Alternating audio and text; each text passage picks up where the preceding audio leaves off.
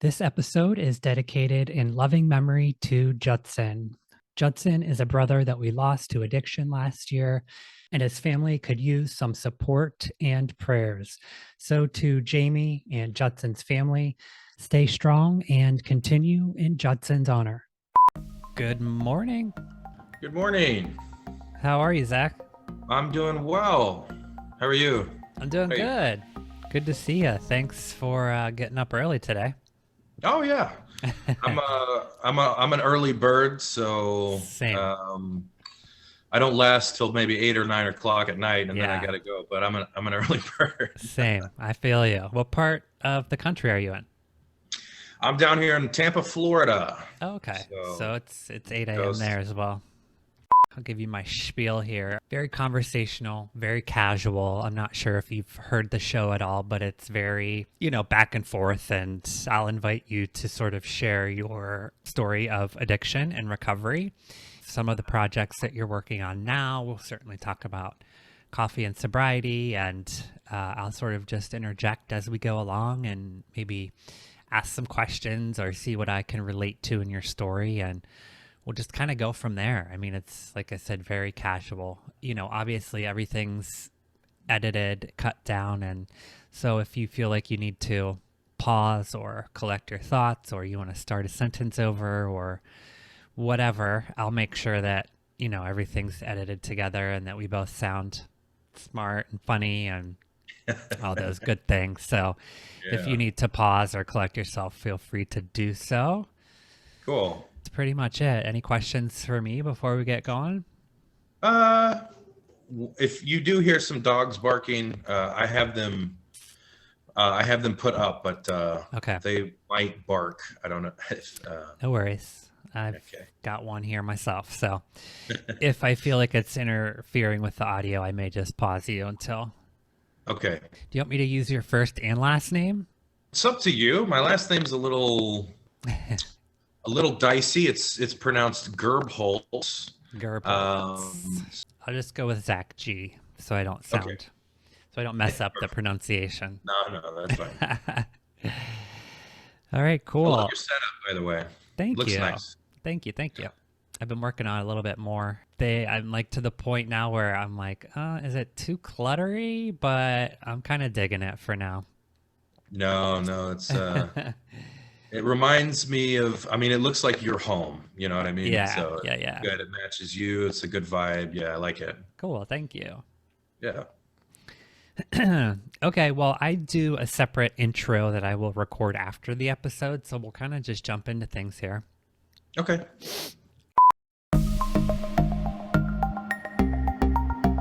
Happy Sober Day, friends. Welcome to the Sobriety Diaries. My name is Nate. I am a grateful recovering alcoholic, 7 years from my last drink.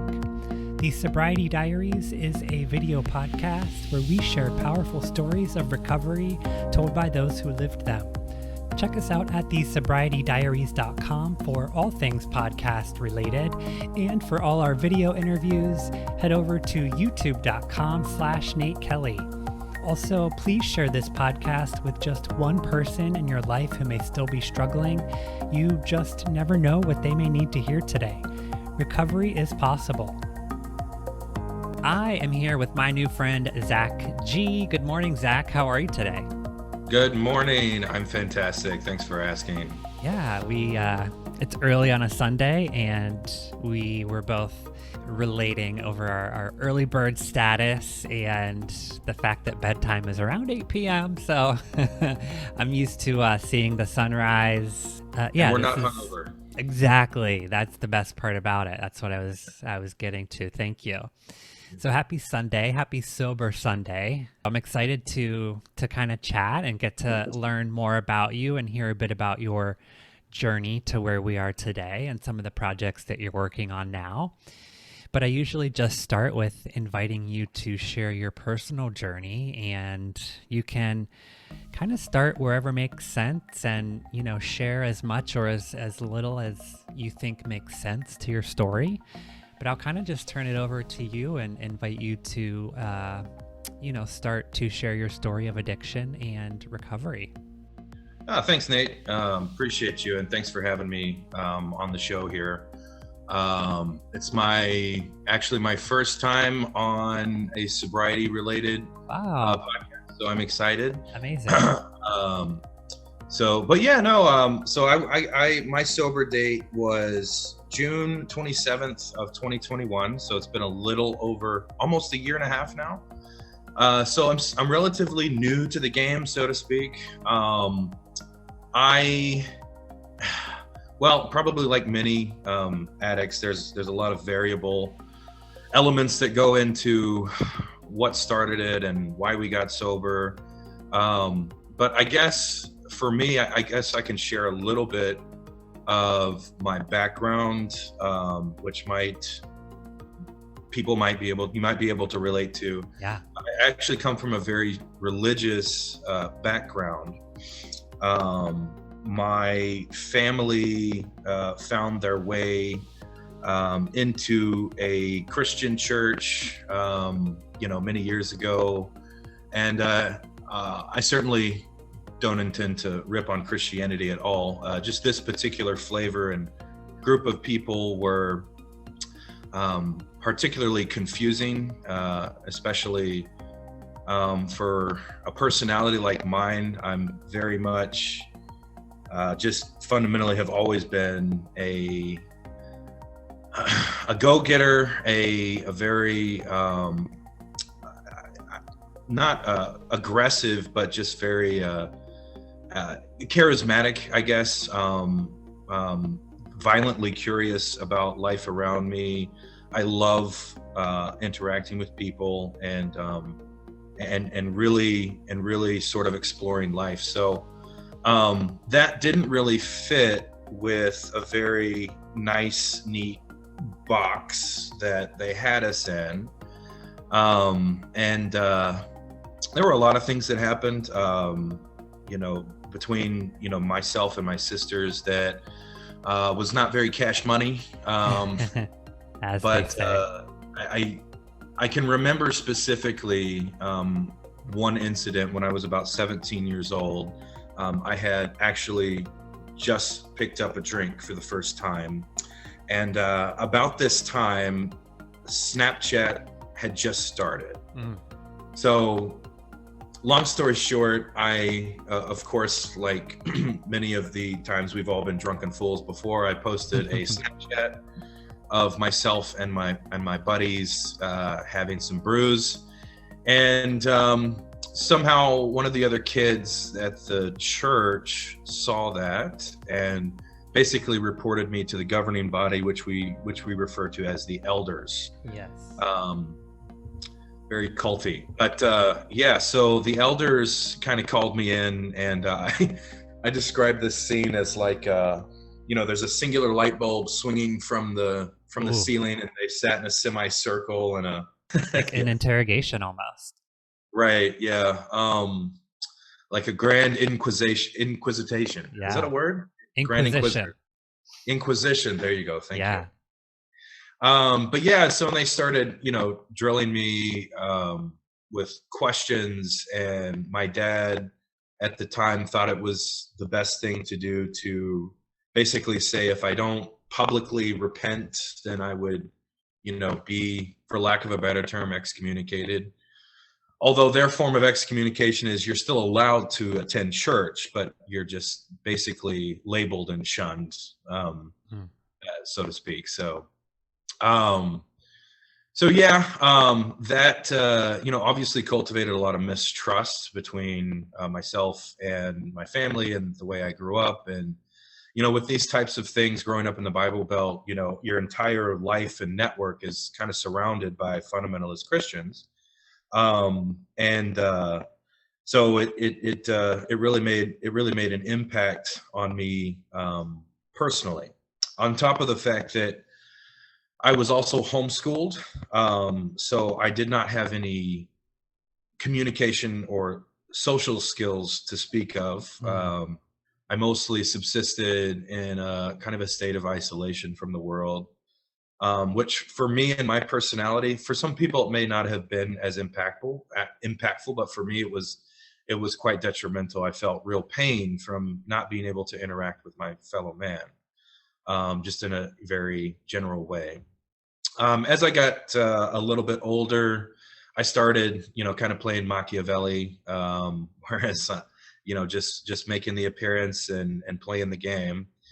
And I wasn't, growing up, I'd smoke a joint here and there, have some drinks, but it was never it did not become an addiction until I moved to Florida about 7 years ago. So, um, like many catalysts that will catapult people into addiction, my high school girlfriend broke up with me and I was crushed. So Yes. I said, all right, I got to get out of here. And so I packed my bags, and I didn't really know anybody. I didn't have a job. I didn't have much of anything, but I was just knew that I would be free from it all. So I packed my bags and I moved down to Florida about 7 years ago. And if you know anything about Florida, there's one thing that Floridians do, and that's party. And we do it quite well, if I might add. Designer drugs, the whole 9 yards. So Where did you move from? it was Arkansas. Okay. So this was happening in Arkansas. My apologies. Yeah. Got it. So, yeah, a little town called Greenbrier is where we mostly grew up. So, very small population, not a very diverse crowd at all. Not a very curious crowd. So, yeah. So, yeah, from Arkansas to Florida, moved to Tampa, and I guess things just kind of went off the deep end there, pretty much right off rip. I had basically cut off anybody who might be able to help me, and I had to, just basically rebuild a network from ground zero. So I was, for more or less homeless for brief periods of time until I found, a friend's couch to sleep on, or I lived in a half-finished house at one point. Somebody was kind enough, my mentor actually owned the place. It was half-finished, and he was kind enough to let me stay there. The immense loneliness and insecurity that arises from being cut off from your home group, right? Even if you fundamentally disagree, there's still a very much a surgical type, cutting off from what as a person. So I was very much just, lost and trying on different personalities. I didn't have really an identity. I would find people that had personality traits that I thought would be advantageous or good, and so I tried to, basically I was an empty vessel, just trying different things on and doing different things, and that sort of led me into the throes of addiction. It's so hard when it's hard when we don't have that sense of self, right? And that confidence to just stand up and be who we are. I can relate to what you're saying so well, and just not having that sense of self and trying on different costumes and personalities and trying just to fit into different situations. It's where my addiction sort of catapulted itself as well. So I'm right there with you. Yeah. I do find that a lot of us do that tends to be a major element in a lot of us and of a lot of our lives. But yeah, no, for sure. So I guess the nail that sealed the coffin for my addiction was it's hard to put a finger on it, but it involved another relationship. And so I moved in with somebody that I I liked, but I didn't really like, if that makes sense, because she had an apartment, and it was a, You needed an you know, apartment. I needed a place to stay and a little bit of stability, because I could see, even then, could see my life, going off the rails. So, and then, that relationship, which I take 100% responsibility for it going, sideways, it was so toxic, and we just were so wrong for each other. I felt I had no choice but to numb myself. Hmm. And then COVID hit. So, income went down, and it was a recipe for disaster. So yeah, 2019 was a very dark year. My, cocktail of choice was bourbon and cocaine, Mm. It's a mixed in with deadly some one. beers. Yeah. So got pretty heavy into that. And, I'm actually like getting chills just thinking about it. But yeah, so that went on for, another year and a half. And to be quite frank with you, I don't remember a whole lot of what happened.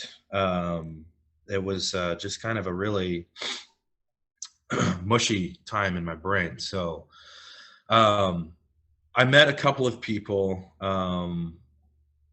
My adopted family, I call them, had kind of taken a step back from me, and sort of given up hope. I mean, they had tried to help, and they couldn't. So they had kind of taken a step back from me.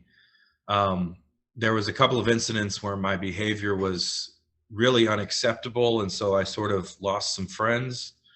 Um, I